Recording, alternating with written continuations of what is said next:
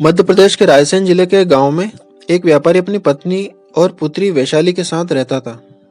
गांव के सब लोग उसे सुरेश सेठ कहकर पुकारते थे। सुरेश सेठ ने अपनी पुत्री वैशाली का रिश्ता बाल्यकाल में ही निश्चित कर दिया था। जब वह विवाह योग्य हुई तो उसके विवाह की तिथि नियत की गई और विवाह की तैयारी प्रारंभ हुई। सेठ अपनी बेटी का विवाह बहुत धूमधाम से करना चाहता था।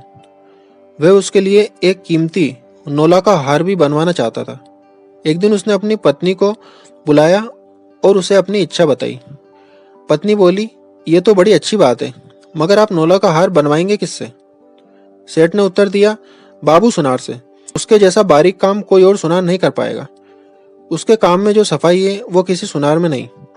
पत्नी बोली, नहीं, तुम उससे नोला का हार मत बनवाना। क्यों? सेठ ने पूछा। इसलिए क्योंकि काम की सफाई के साथ साथ वह हाथ की सफाई में भी माहिर है। मेरी सहेली प्रभा ने उसे अपना 10 तोले का सोने का हार चमकाने को दिया। जब हार वापस मिला तो वो बस 9 तोले का था। कौशल्या ने उससे मोतियों का हार बनवाया तो सारे मोती नकली निकले। हमने उससे नोला का हार बनवाया और वो नकली निकल गया तो वैशाली के ससुराल में कितनी बदनामी होगी। पत्नी ने अपनी शंका जताई। बात तो तुम ठीक कह रही हो, लेकिन उसके जैसा हार कोई और बना नहीं पाएगा, इसलिए हार तो मैं उससे ही बनवाऊंगा। देखता हूँ वो मुझे कैसे धोखा देता है। वो शेर है तो मैं सवा शेर हूँ।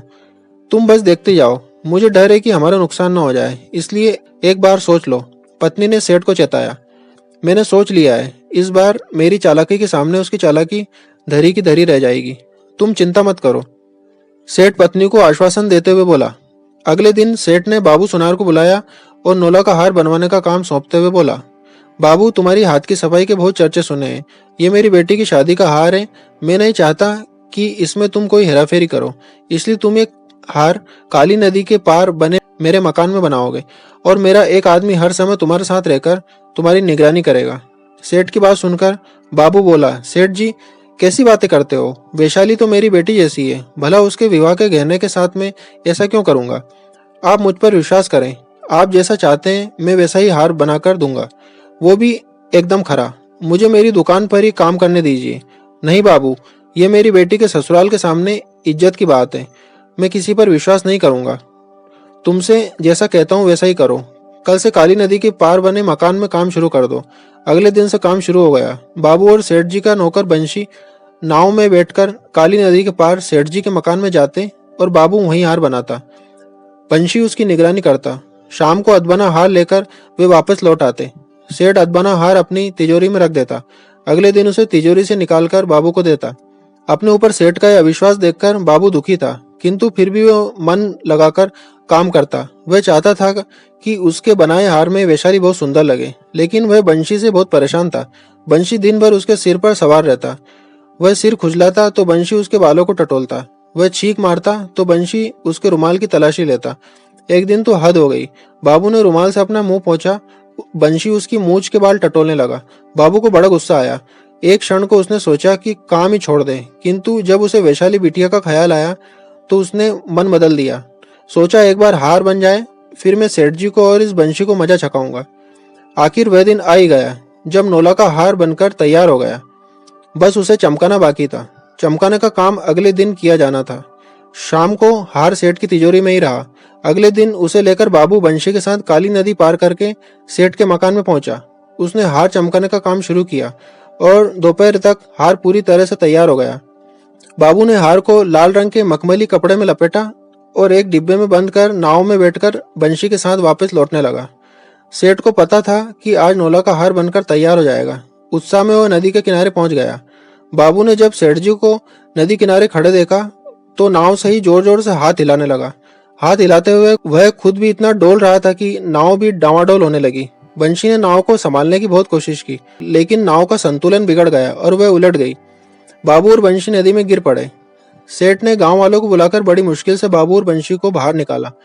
बाहर निकलने के बाद बाबू ने हार सेठ को सौंप दिया।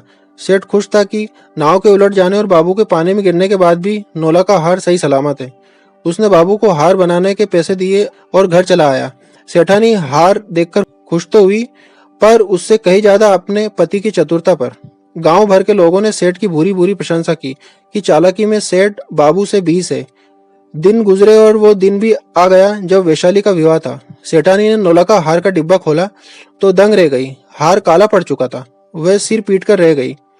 सेठ को बुलाकर हार दिखाया तो सेठ आग बबूला हो गया। उसने बाबू को बुला भेजा। बाबू आया और सेठ उस पर भड़कने लगा। बाबू सेठ को हार देता हुआ बोला, सेठ जी शांत हो जाइए, ये लीजिए नौलखा हार, आपकी अमानत। आपने मुझ पर विश्वास नहीं किया था, इसलिए मैंने यह सारा खेल किया था। हार लेकर सेठ ने पूछा, मगर इतनी निगरानी के बाद भी तुमने असली हार गायब कैसे किया?